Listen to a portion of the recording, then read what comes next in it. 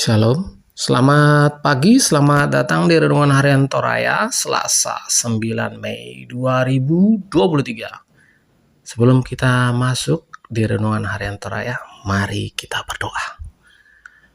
Bapa, di dalam nama Tuhan Yesus kami masuk ke hadirat-Mu Tuhan, ke hadirat Maha Suci-Mu Tuhan.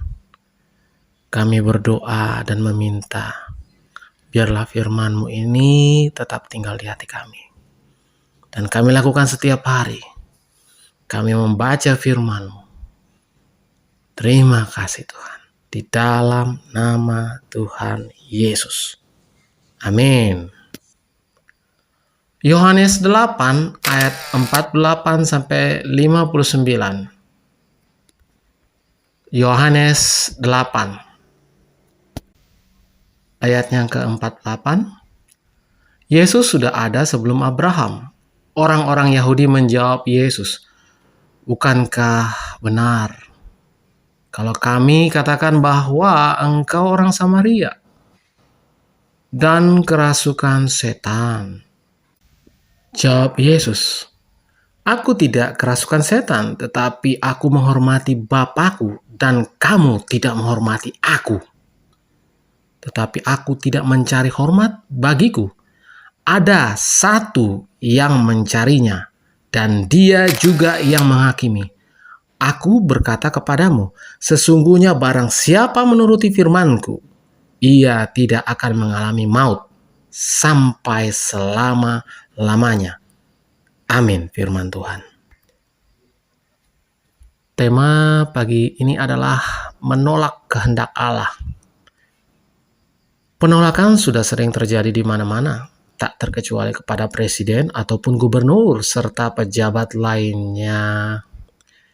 Yang ditolak dengan gelombang-gelombang massa di pinggir jalan. Jika ada berkunjung ke suatu tempat, terjadi penolakan dengan gerakan massa. Tergantung sebab akibat yang terjadi, tuntutan massa. Bagian ini merupakan penolakan orang Yahudi terhadap Yesus sebagai utusan Allah. Bahkan mereka menilai Yesus sebagai orang yang sedang kerasukan setan. Tuduhan itu muncul karena Yesus menawarkan hidup kekal kepada mereka, bahwa yang mau percaya kepadanya akan beroleh hidup yang kekal.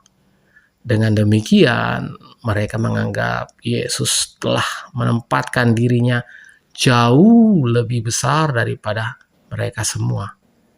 Bagi orang Yahudi, Allah tidaklah demikian. Ayatnya ke-48.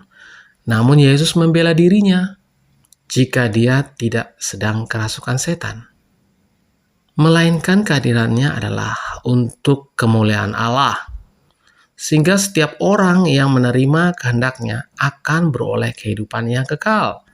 Ayatnya yang ke-50 sampai 51. Karena pernyataan itulah orang Yahudi bertanya, apa dasarnya Yesus mengatakan hal? Apa dasarnya? Ya, apa dasarnya Yesus mengatakan akan memberikan hidup kekal? Ayat yang ke-54. Di sini perbedaan pemahaman tentang Abraham karena orang Yahudi menilai Yesus secara lahiriah, sedangkan Yesus melihat dari sudut pandang Allah. Lalu bagaimana dengan hidup kita? Apakah kita masih seperti orang Yahudi pada masa itu yang tidak mau percaya bahkan menghujat Yesus? Tentu sikap seperti itu kembali kepada keputusan iman kita.